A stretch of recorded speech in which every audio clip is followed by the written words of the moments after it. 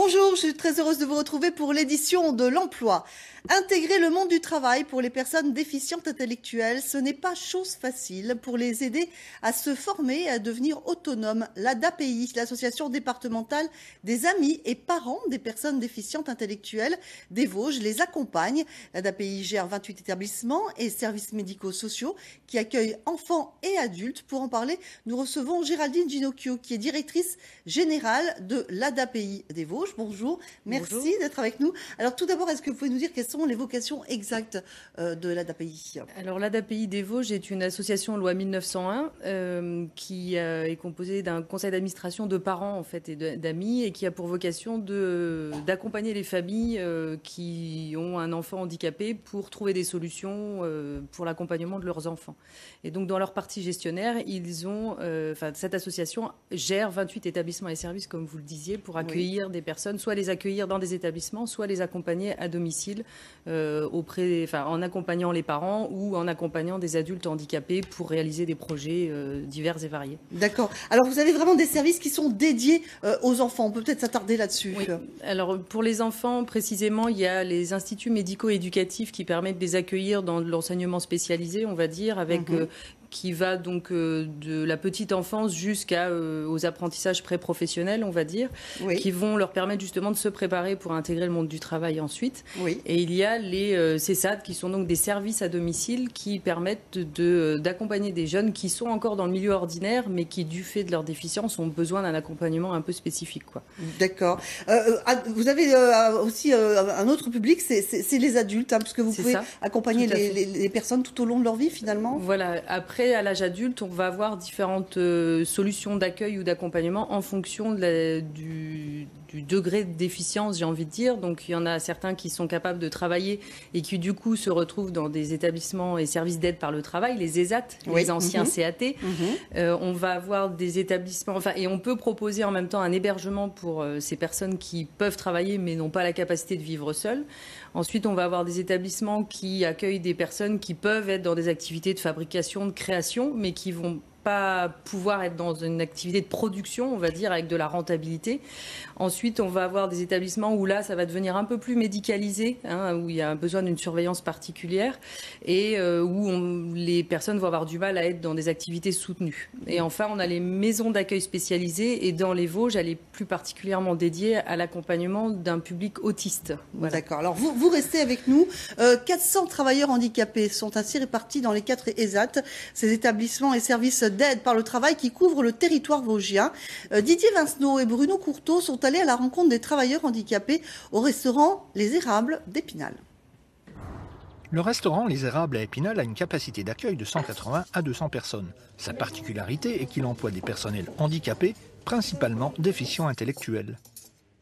Au niveau du restaurant Les Érables, vous avez la cuisine, où nous avons donc 9 travailleurs handicapés, donc qui sont accompagnés par un encadrant qui est donc un moniteur, une monitrice.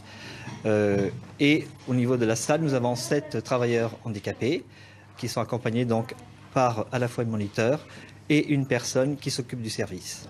Direction la cuisine où dès le matin chacun s'affaire sous la houlette d'une monitrice. Enseignement qui nécessite certaines qualités. C'est un peu plus compliqué. Il faut se mettre dans la tête que vous avez des personnes qui ne savent ni lire ni écrire, ni compter.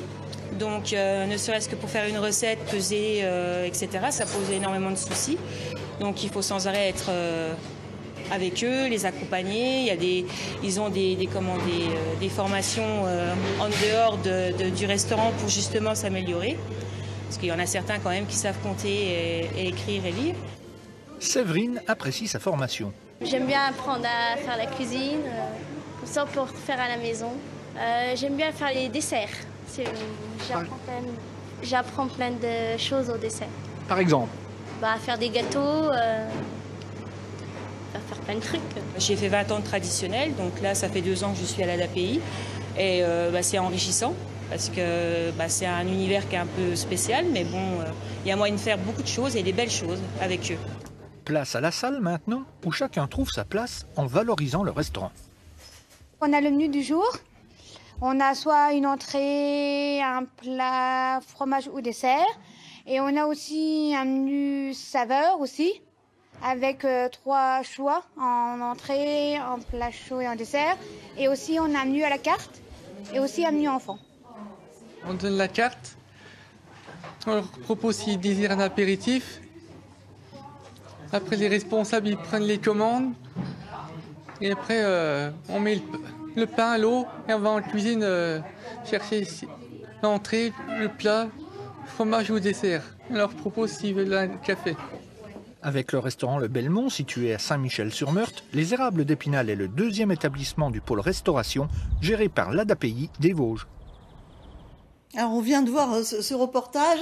Donc dans la restauration, quels sont les autres secteurs d'activité où peuvent travailler ces personnes ? C'est là où on arrive à développer des activités et à trouver des marchés, j'ai envie de dire. Et en tous les cas, à l'ADAPI des Vosges, on travaille dans différents secteurs tels que les espaces verts, la blanchisserie. En restauration, on travaille aussi en cuisine centrale, donc avec de la livraison de repas vers maisons de retraite, écoles, etc.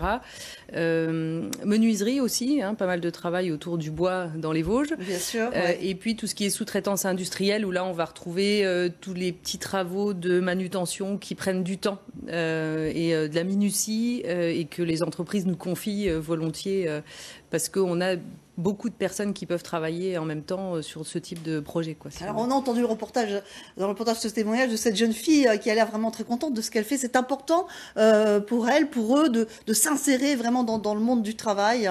C'est une vraie intégration, une vraie inclusion, pour utiliser les mots modernes. Ouais. C'est réellement se sentir utile à la société, quoi.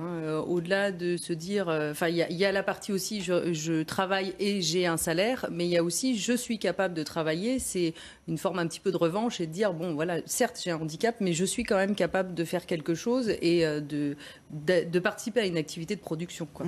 Et parmi ce défi, pour relever ce challenge aussi, ça leur permet d'acquérir des compétences, voire éventuellement un diplôme. Tout à fait. Alors effectivement, on est face à un public qui est très peu diplômé. Mais on a vraiment cette volonté de les accompagner vers au moins une reconnaissance de leurs compétences à travers un groupement auquel on adhère qui s'appelle Différents et Compétents et qui permet justement d'être sur de la reconnaissance de compétences. Et ces reconnaissances de compétences sont déjà des petits modules de ce qu'on va retrouver dans un CAP ou des choses comme ça. Donc il y a vraiment une réelle reconnaissance par rapport à ce qu'on peut retrouver dans la société d'une manière générale, quoi. Voilà. Très bien. Eh bien, merci beaucoup Géraldine Ginocchio d'être venue aujourd'hui nous en parler sur ce plateau. Merci beaucoup. Merci. Place à présent à nos offres d'emploi avec l'agence de travail temporaire ADECO de Thionville.